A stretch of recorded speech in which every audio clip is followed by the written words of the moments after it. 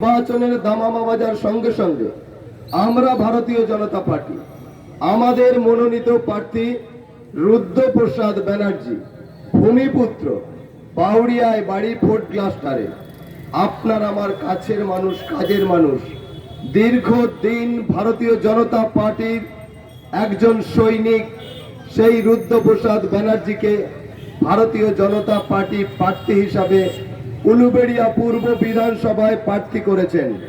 তাই রুদ্রপ্রসাদ ব্যানার্জির সমর্থনে আমরা যে এখানে প্রচার করছি, পথসভা করছি, সেই পথসভার শুরুতেই একটি কথা আপনাদেরকে বলতে চাই। আসছে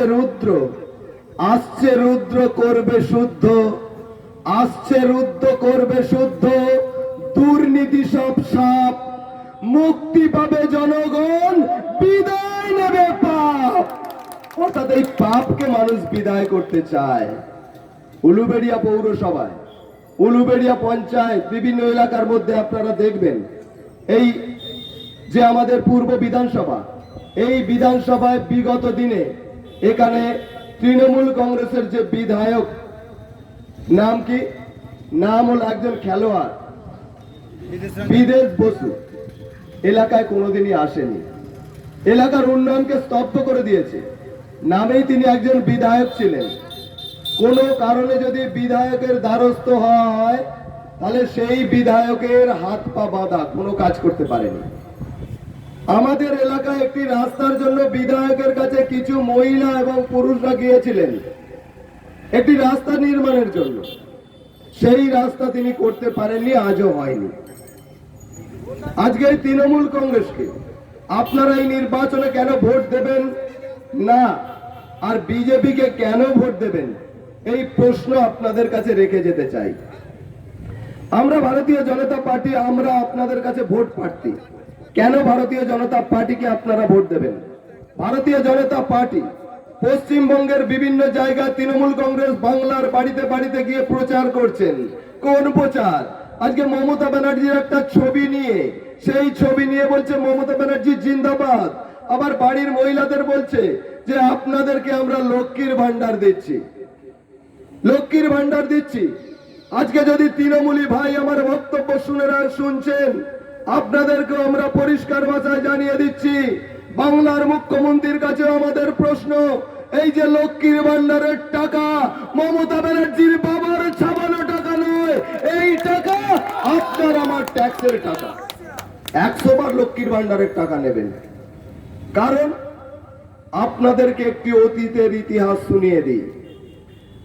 তামাম পৃথিবীতে যখন করোনা ভাইরাস এসেছিল, সেই সময় একমাত্র বিশ্বের দেশ, বিশ্বের জননেতা, ভারতবর্ষের যশস্বী প্রধানমন্ত্রী নরেন্দ্র মোদীজি ওই করোনা পিরিয়ডে ভারতবর্ষের মানুষ যাতে না খেয়ে মারা যায় তার জন্য প্রতিটি ভারতবর্ষের রেশনে বিনা পয়সায় চালের ব্যবস্থা করে দিয়েছিলেন।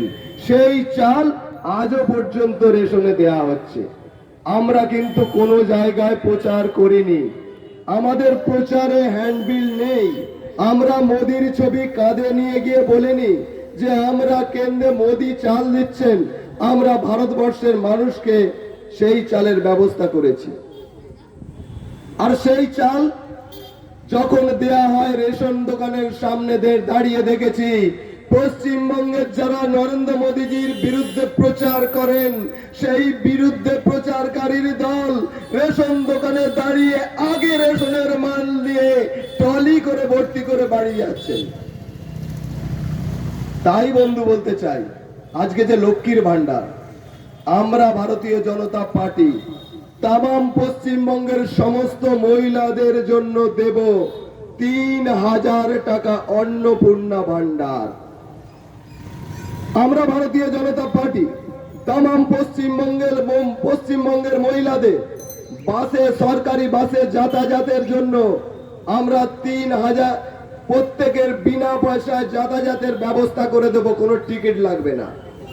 আবার এটাও দিয়ে দেব আমরা, যারা বার্ধক্য বিধবা পেনশন বলেন দিদি দিচ্ছেন, আসলে বার্ধক্য বিধবা পেনশনের টাকা কেন্দ্রের দেয়া টাকা।